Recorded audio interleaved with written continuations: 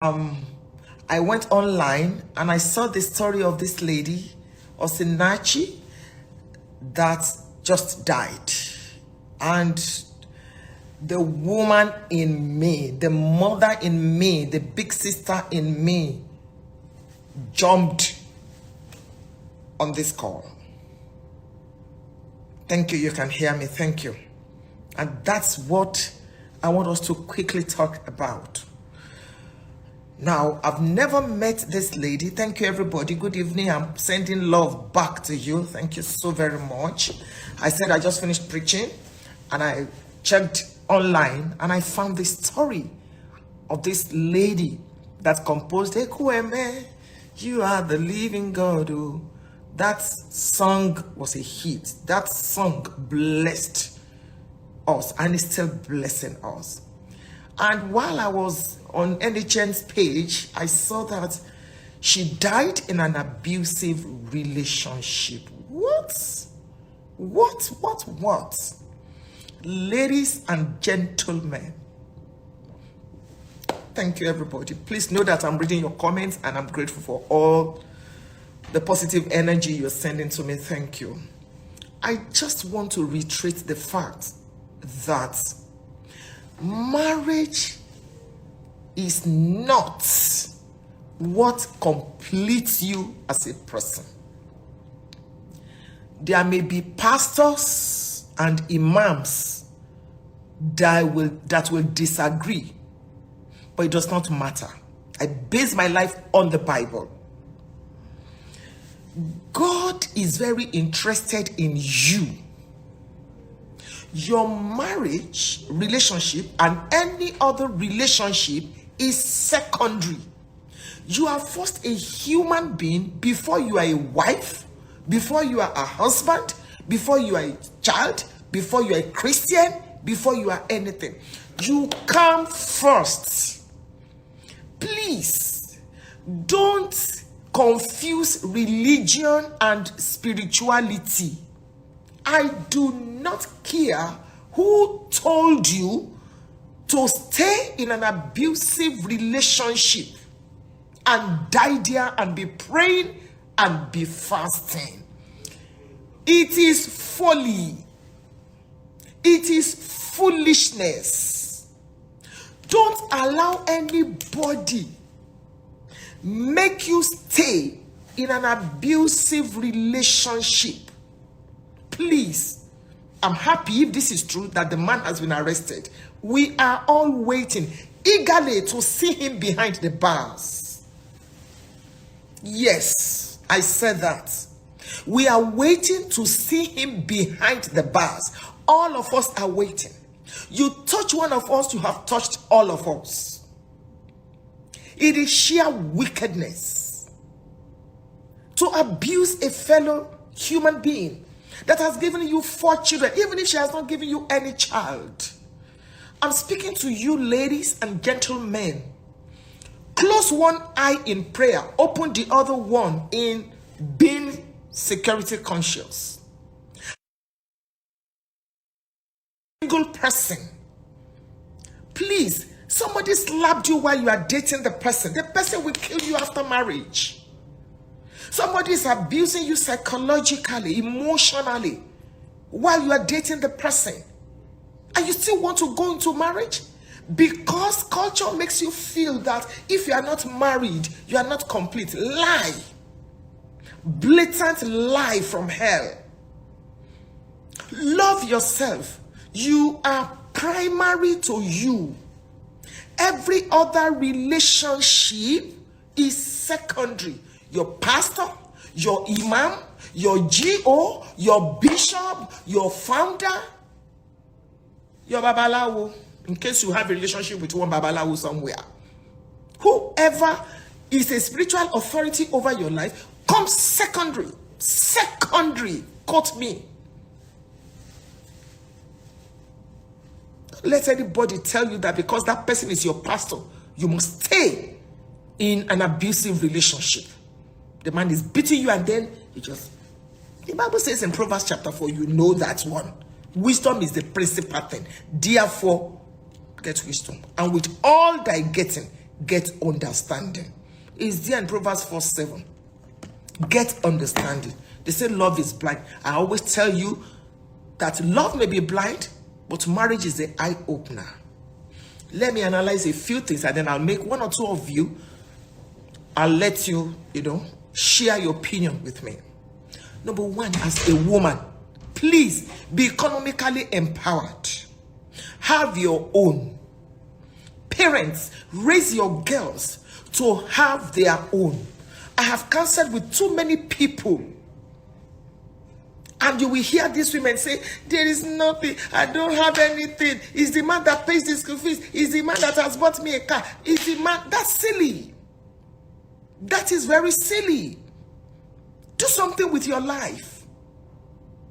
I'm a full-time minister of the gospel, and I'm a full-time businesswoman. All of you know that. Same thing with my husband.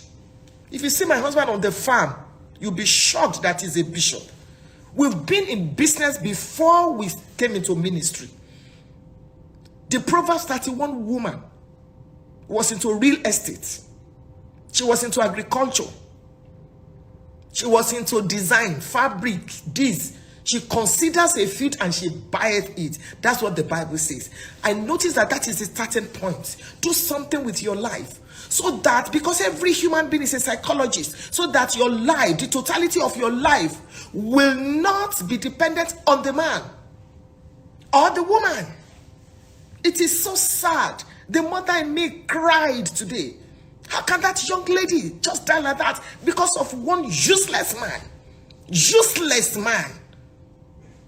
And before you know what is happening now, if they release him from prison, he will go and remarry. What about those children? Can anybody ever be like their mother? Don't die before you ask for help.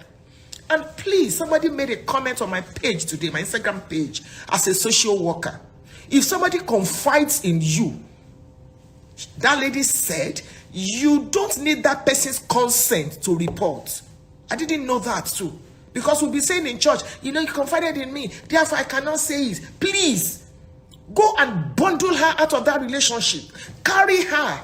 I have a home in case you need where to put her. I have a home. I will volunteer. I have a place where you can put her. She can stay there for 6 months, free, even with the 4 children. She can stay there.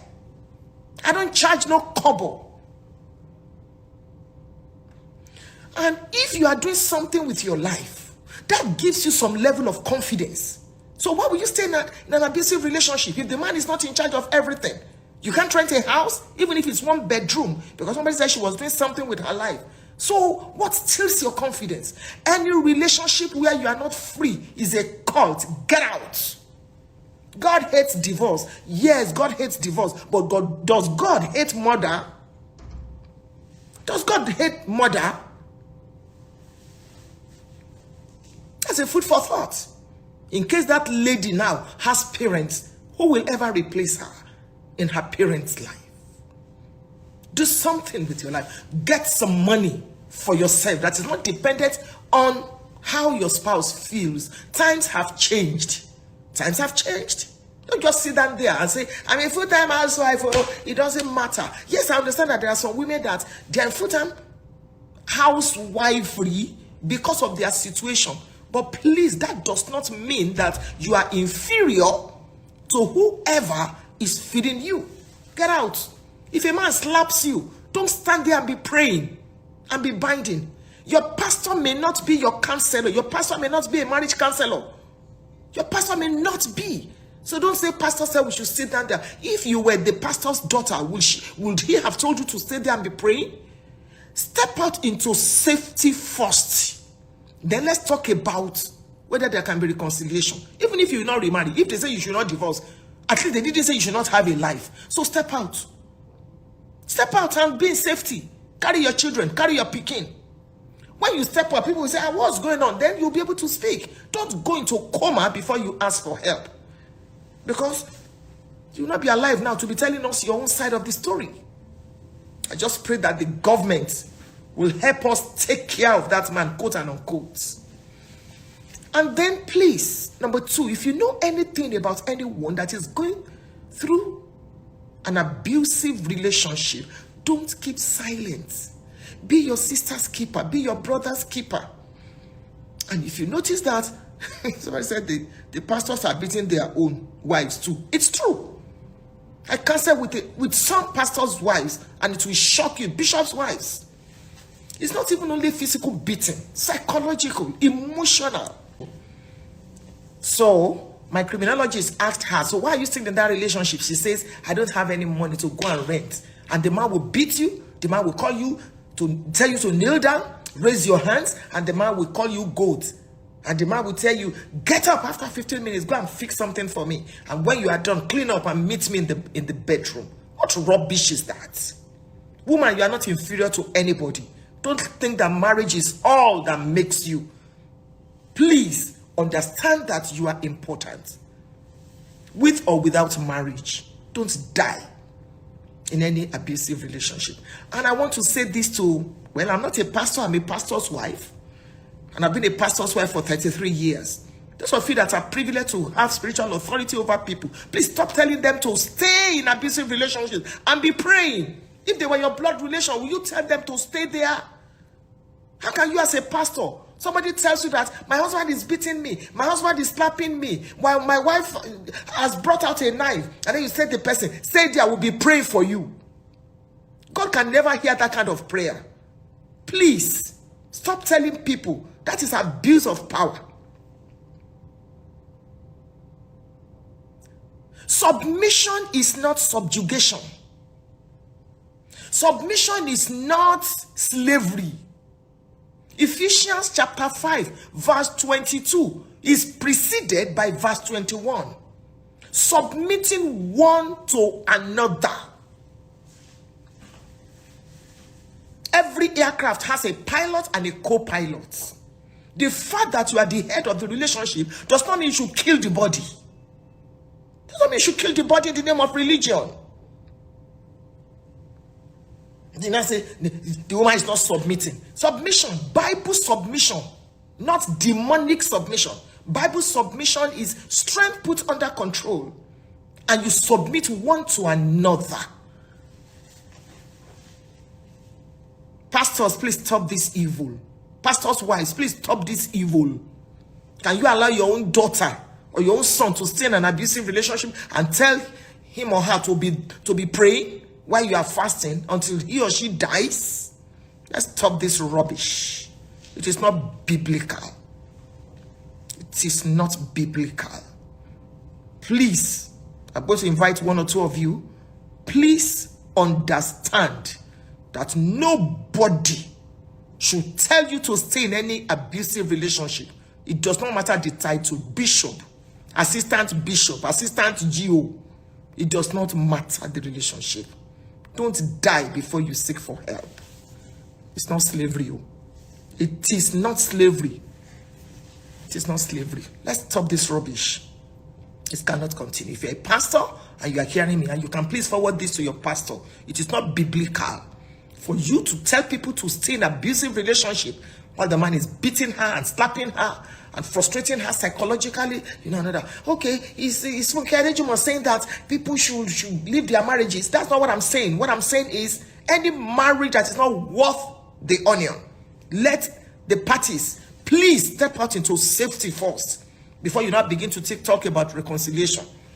And any man that raises his hand to beat his wife needs psychiatric attention. That is it. Needs a psychiatrist. Needs to see a psychiatrist. You cannot begin to use the Bible. You too, you can read the Bible. Your life is important. Job chapter 12 verse 3. You are not inferior to anybody. Not your husband. What will now happen to the children that this woman has left? Move to another house and go and pray there. God will hear your prayers there. We've lost enough. Please, let's stop this. Maybe telling a woman, don't give up. Don't give up your marriage. Fight for your marriage. You can fight for your marriage from afar. You can fight for your marriage from another house. Not in the house of an animal that is beating you and killing you. I'm so sorry to say this. Let that man stay in jail. And say, abortion, we must forgive. He must be born again. Let him be born again and be an evangelist in the prison. That's my take. I'm going to ask some of you. Yes, emotional abuse, psychological abuse, physical abuse. Don't take any. Everything is nonsense. Fight from a distance. Fight from afar. Don't live with an animal. Some people, they do not even deserve to live among human beings. Why will you kill your wife? Okay. Let me listen to a few of you. I was so upset tonight. Some of you just joined. I'm in Zambia. I just finished preaching. I got to my hotel room and I saw that news. It pained me. So let me see who has a comment. You want to join? Send me a request. A few minutes, I should be done. We're saying no to abuse. A lot of you. So let me, I don't know, this first person I've accepted.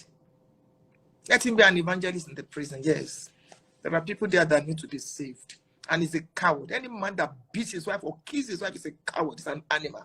Let the person go.